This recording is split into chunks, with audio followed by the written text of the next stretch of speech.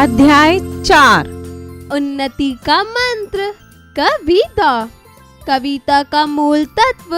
प्रस्तुत पाठ में यह बताया गया है कि समय अत्यंत मूल्यवान होता है, इसलिए हमें समय के महत्व को पहचानना चाहिए। कभी सवेरा कभी अंधेरा, कभी चांद मुस्काता है, खिलता फूल कभी डाल पर वह कभी झड़ जाता है। कभी बालपन मिलता हमको, कभी जवानी आती है, पागल बन जब झूमा करते तभी जरा आ जाती है। कभी उमड़ते नदियां नाले, कभी धूल ही उड़ती है, अंधेरी रजनी में धरती ओस कणों में धुलती है। समय निरंतर बढ़ता जाता, बदल रहा जग जीवन है, बदल रही है पत्ती पत्ती, बदल रहा सब कण कण है।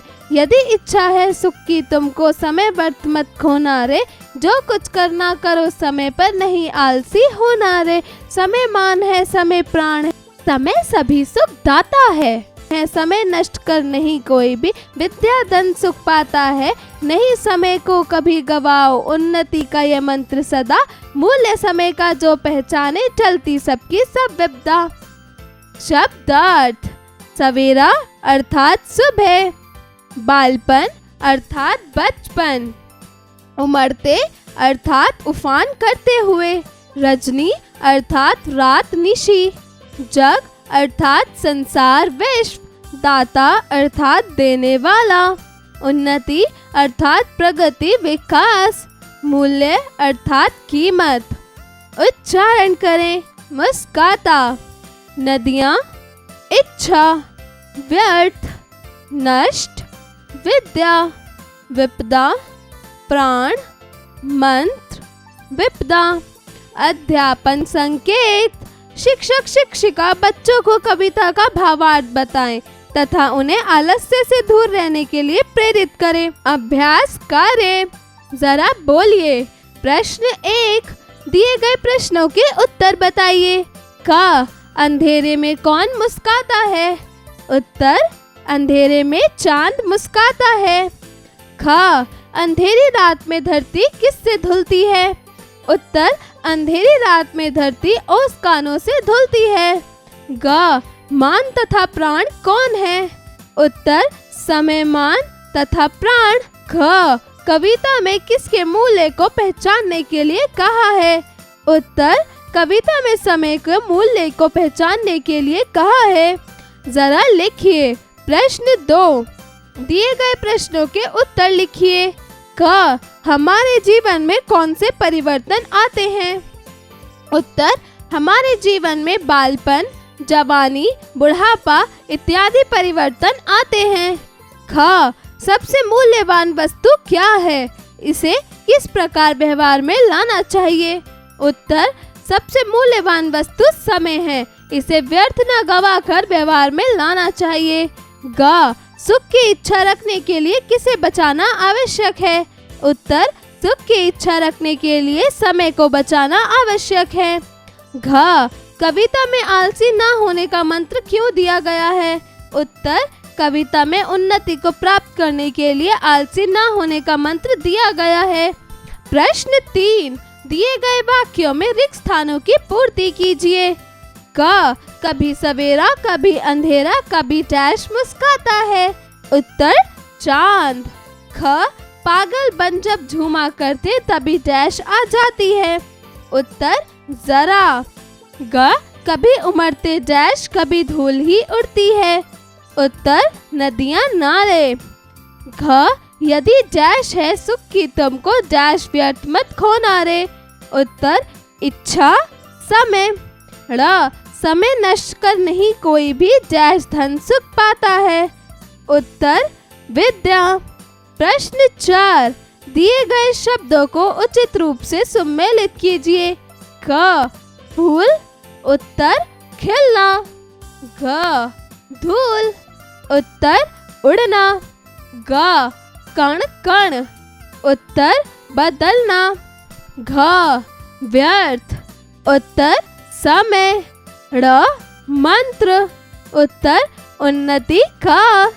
च, दाता। उत्तर, सुख। प्रश्न 5, दिए गए प्रश्नों के लिए उचित विकल्प का चयन कीजिए। क, निरंतर क्या बढ़ रहा है? कद, समय, रास्ता, इनमें से कोई नहीं। उत्तर रास्ता।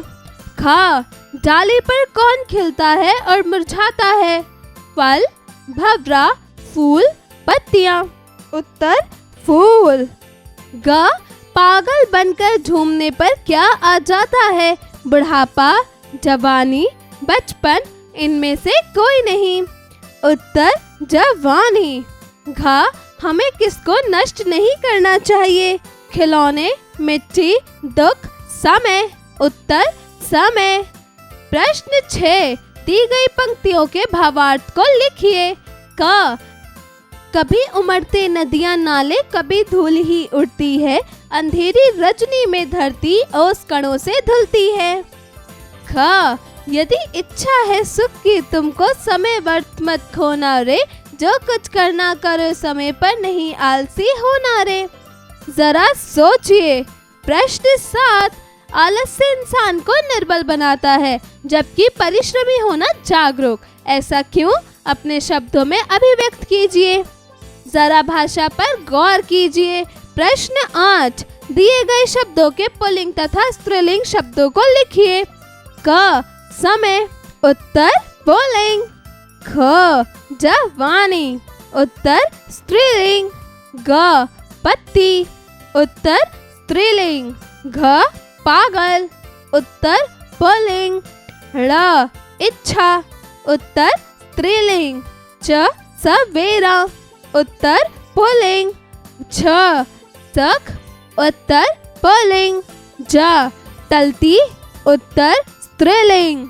प्रश्न 9, दिए गए वाक्यों में उचित विराम चिन्हों का प्रयोग कीजिए। विराम चिन्ह, भाषा के लिखित रूप में जब अर्थ एवं वाक्य रचना में कुछ समय रुकने के लिए जिन संकेतों चिन्हों का प्रयोग किया जाता है, उन्हें विराम चिन्ह कहा जाता है। क, बीजक कबीरदास द्वारा रचित ग्रंथ है। उत्तर पूर्ण विराम। ख, स्वस्थ व्यक्ति रक्तदान कर सकता है। उत्तर पूर्ण विराम। ग, नहीं, उसने आपकी बात नहीं सुनी। उत्तर संबोधन चिन्ह, पूर्ण विराम। घ, क्या तुम पौष्टिक खाना खाते हो? प्रश्नवाचक चिन्ह। प्रश्न 10, दिए गए प्रत्ययों से शब्दों का निर्माण कीजिए। क, ओटी। ख, इयल। ग, आड़ी। घ, ओना। ड़, इआ। च, हरा। छ, आउ। ज, ई। जरा रचनात्मक कार्य कीजिए। प्रश्न 11, प्रस्तुत कविता में कवि ने समय के साथ ऋतु परिवर्तन के बारे में बताया है। क्या आप जानते हैं भारत में कितने प्रकार की ऋतुएं पाई जाती हैं? उसके बारे में अपने अनुभव साझा कीजिए। जरा दिमाग लगाइए। प्रश्न 12, दी गई घड़ियों के समय को देखकर पहचानिए कि वे किस समय काल की ओर संकेत को प्रदर्शित कर रही है। जीवन कौशल एवं मूल्य परक प्रश्न। प्रश्न 13, उन्नति एक ऐसा मंत्र है जिसे हर कोई आत्मसात करना चाहता है। आप अपने जीवन में किस प्रकार की उन्नति के मंत्र को आत्मसात करना चाहेंगे?